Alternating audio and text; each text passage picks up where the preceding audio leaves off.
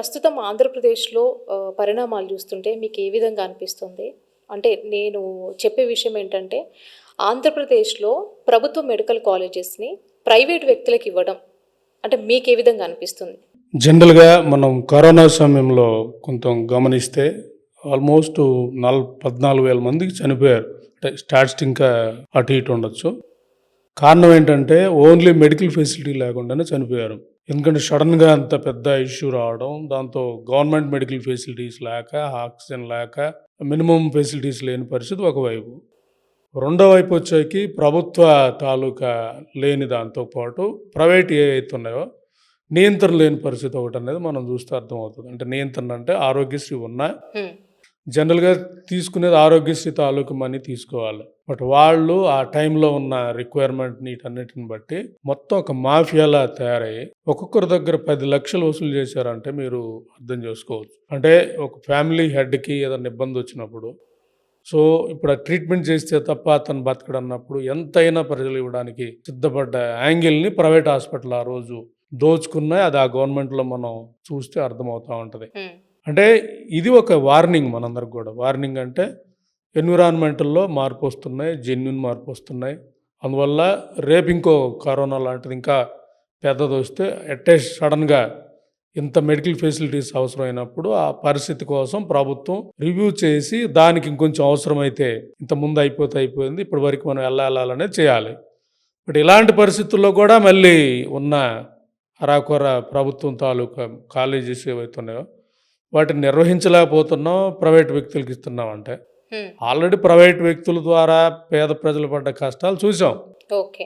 మళ్ళీ కొత్తగా ఇది ప్రైవేట్ వ్యక్తులకి కాలేజీలు అంటే ఒకటి ఇది కాలేజీలు యాక్చువల్‌గా. అంటే మెడికల్ కాలేజీ ఒక పరంగా కాలేజీ పరంగా చూసినా రెండోది వచ్చేకి సర్వీసెస్ కూడా చేస్తది. ఎందుకంటే పూర్ పీపుల్‌కి. ఎందుకంటే అది కాలేజ్ కమ్ హాస్టల్ అది. అంటే హాస్పిటల్ కాబట్టి.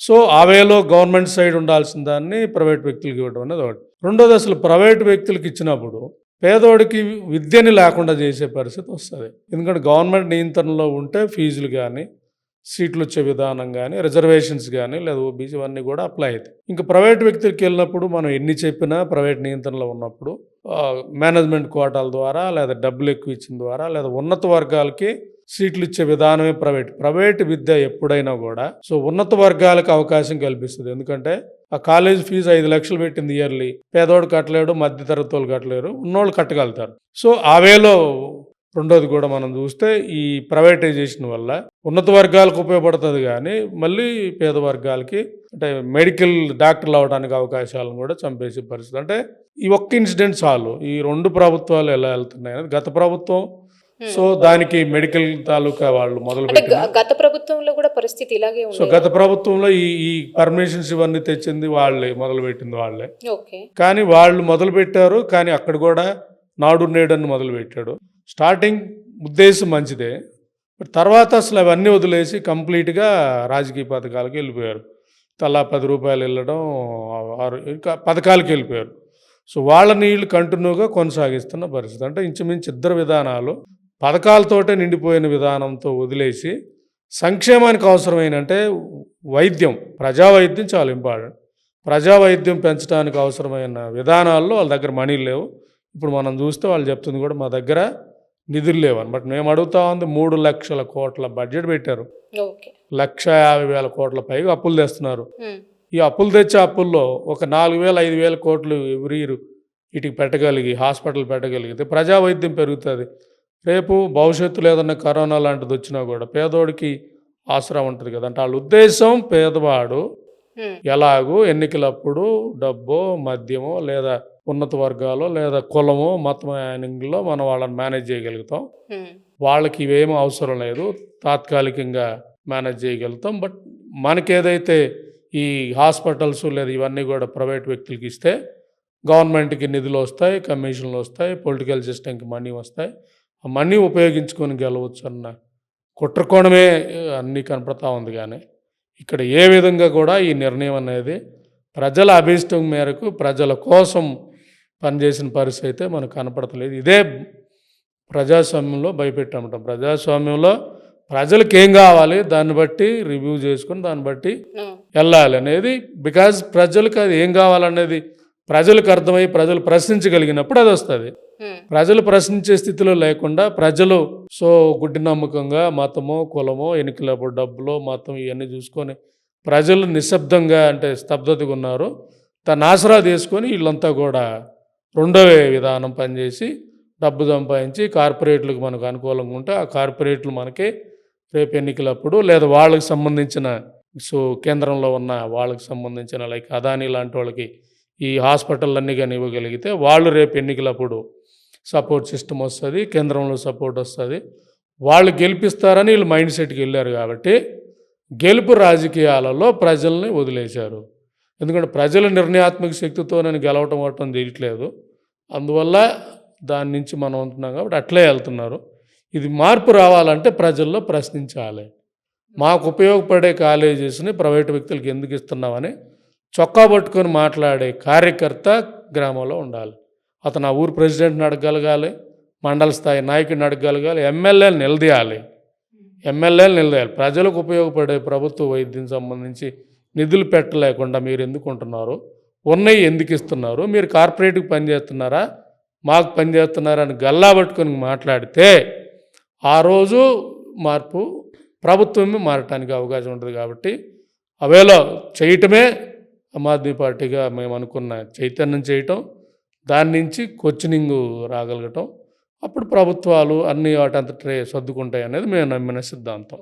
సార్, ఇప్పుడు చంద్రబాబు నాయుడు పీపీ విధానం అనేది మళ్ళీ గవర్నమెంట్కి వస్తుంది, దాన్ని మీరు ఎందుకు వ్యతిరేకిస్తున్నారు? నిన్న చంద్రబాబు నాయుడు గారు చెప్పడం పీపీ విధానంలో ఒక హైవే ఇస్తే మళ్ళీ అది కొంత 30 ఏళ్ళ తర్వాత ప్రభుత్వానికే వస్తుంది కదా, మీకు ఇబ్బంది అయింది, ప్రభుత్వ పరం అవుతుంది కదా అంటే ఇదే మేము చెప్పదలుచుకుంటుంది. గంగవరం పోర్టు కూడా ఆ రోజు జనరల్గా పోర్టు వచ్చేకి ప్రైవేట్ పరం ఉండకూడదు, ప్రభుత్వ పరం ఉండాలని చెప్పిన రోజు ఈ గంగవరం పోర్టు ఆ రోజు వాళ్ళు ఎంటర్ చేసిన అగ్రిమెంట్ ప్రకారం ప్రైవేట్ వ్యక్తులకు ఇచ్చిన ఒక టర్మ్ దాటిన తర్వాత ప్రైవేట్ వ్యక్తుల నుంచి ప్రభుత్వంకి వస్తుంది అనేది ఆ రోజు అగ్రిమెంట్. ఏది గంగవరం పోర్టు ఏదైతే ఎంటర్ అయిన అగ్రిమెంట్ రాజుగారు, ఆ అగ్రిమెంట్ గత ప్రభుత్వంలో జగన్మోహన్ రెడ్డి అగ్రిమెంట్ తాలూకా ఎవరైతే ప్రైవేట్ వ్యక్తి ఉన్నాడో అతన్ని భయపెట్టి గంగవరం పోర్టును అదానికి కట్టబెట్టిన పరిస్థితి. అదానికి కట్టబెట్టిన తర్వాత గవర్నమెంట్ వాటాను కూడా అదానికి అమ్మేశారు మళ్ళీ. అంటే మీకు ఇక్కడ గంగవరం పోర్టులో పీపీ మోడల్ వెళ్ళారు. మరి గంగవరం పోర్టు ఈరోజు ఎవరికి రావాలి? మాకు రావాలి కదా, ఆంధ్రప్రదేశ్ ఆస్తి అవ్వాలి కదా. ఇప్పుడు ఆంధ్రప్రదేశ్ ఆస్తి అవ్వకుండా అదాని ఆస్తి ఎలా అయ్యిందంటే ఇంతే. ఇదే విధానం ఎక్కడైనా కూడా పీపీ మోడల్ మొదలుపెడుతున్నారు, ఓవర్ పీరియడ్ వెళ్తూ ఉంది. దాంతో ఆ ఉన్న స్టేక్ గవర్నమెంట్కి ఉన్న షేర్ కూడా ఈ పీపీ మోడల్లో ప్రైవేట్ వ్యక్తులకు అమ్ముకునే పరిస్థితి. ఎందుకంటే ఆర్థికంగా చాలా కష్టాల్లో ఉన్నాం, చాలా ఇబ్బంది పడుతున్నాం, చాలా అప్పులు అయిపోయినాయి అని చెప్పే దాంతో అమ్మేసే క్రమం ఉంది. కాబట్టి మీరు చెప్పే పీపీ విధానం 30 ఏళ్ళ తర్వాత వస్తుందో రాదనే దానికంటే ఎగ్జాంపుల్ గంగవరం పోర్టుకి కానీ మీరు ఆన్సర్ చెప్పగలిగితే అక్కడ ప్రైవేట్ది పీపీ మోడల్లో చేసిన ప్రాజెక్టు ప్రభుత్వానికి తెచ్చాను, ఇది సాక్ష్యం అని మీరు చెప్పి వెళ్ళే విధం అయితే ప్రజలు నమ్ముతారు. కానీ అక్కడ ఆల్రెడీ అది అవ్వకుండా ప్రైవేట్ వ్యక్తులు అదానీ లాంటి వ్యక్తులకి ఇచ్చిన పరిస్థితి. రెండోది వచ్చి ఇక్కడ గౌతమ్ అదానీ హాస్పిటల్ ఇండస్ట్రీస్కి పెట్టుబడి పెట్టే విధానం వచ్చినప్పుడు రాష్ట్రంలో ఉన్న ఈ హాస్పిటల్స్, ఈ మెడికల్ కాలేజెస్ అన్నీ కూడా సిండికేట్ కిందకి వీళ్ళంతా కూడా వెళ్ళే పరిస్థితి. కాబట్టి ప్రజల ఆరోగ్యంతో చెలగాటం ఆడుకునే పరిస్థితి. ఇప్పుడు కూడా మనం చూస్తాం ప్రైవేట్ హాస్పిటల్లో ఆరోగ్యశ్రీ ప్రోగ్రామ్ను ఉపయోగించుకొని వాడికి అవసరమా లేదనేది కూడా చూడలేదు ఆసుపత్రి. ఆపరేషన్ చేసేస్తూ ఉన్నారు, అవసరం లేకపోయినా ఐసీయూలో పెట్టేస్తూ ఉన్నారు. మీరు ఏ హాస్పిటల్కి వెళ్ళినా ప్రజలను అడిగినా కూడా తెలిసే విధానం. ఎందుకంటే ఆరోగ్యశ్రీ ద్వారా మనీ వస్తున్నాయి, ఆ మనీ మళ్ళీ గవర్నమెంట్ కూడా ఆరోగ్యశ్రీని ఎంకరేజ్ చేసినంతగా ప్రజా వైద్యాన్ని క్రియేట్ చేయడానికి ఎంకరేజ్ చేయలేదు. ఎందుకంటే నేను ఒక డేటా తీస్తే ఆరోగ్యశ్రీ మొదలుపెట్టినప్పటి నుంచి ఇప్పటి వరకు 25,000 to 30,000 కోట్ల నిధులు ప్రైవేట్ హాస్పిటల్కి బిల్లుల రూపంలో కట్టారు. ఒక్కొక్క హాస్పిటల్ నియోజకవర్గానికి 200 పడకల హాస్పిటల్ 200 కోట్లు సరిపోతాయి. అంటే ఆ మొత్తం డబ్బు జాగ్రత్తగా వాడుంటే ఈ పాటికి ఆ రాష్ట్రంలో ప్రతి నియోజకవర్గంలో కార్పొరేట్ ఢిల్లీ స్థాయిలో ఉన్న హాస్పిటల్స్ వచ్చేవి, ప్రజావైద్యం పెరిగేది. మొన్న కరోనా సమయంలో అంతమంది చనిపోయేవాళ్ళు కాదు, ఎందుకంటే మనం పెట్టిన మనీతో.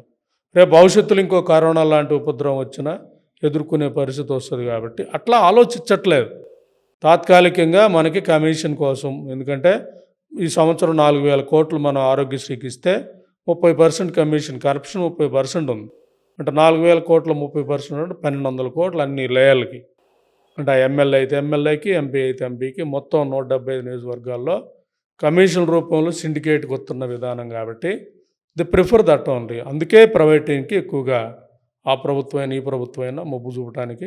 కాకపోతే ఇక్కడ దురదృష్టం ఏంటంటే ఆ ప్రభుత్వం ఉన్నప్పుడు వీళ్ళ మీద మాట్లాడతారు. హ్మ్. ఈ ప్రభుత్వం ఉన్నప్పుడు మళ్ళీ వాళ్ళ మీద మాట్లాడతారు. బట్ ఇద్దరు కలిపి విధానం ఒకటే, మోసం ఒకటే, పనిచేసేది గౌతమ్ అదానీ లేదా ఢిల్లీ కోసం పనిచేసే విధానం కాబట్టి మాలాంటి వాళ్ళం ముఖ్యంగా ఆమ్ ఆద్మీ పార్టీ మేము దీనికి మార్పు కోసమే పనిచేయాలనే దాని మీదనే ఇంతలా ఈ టాపిక్ మీద మాట్లాడుతున్నాం అని చెప్పదలుచుకున్నాను.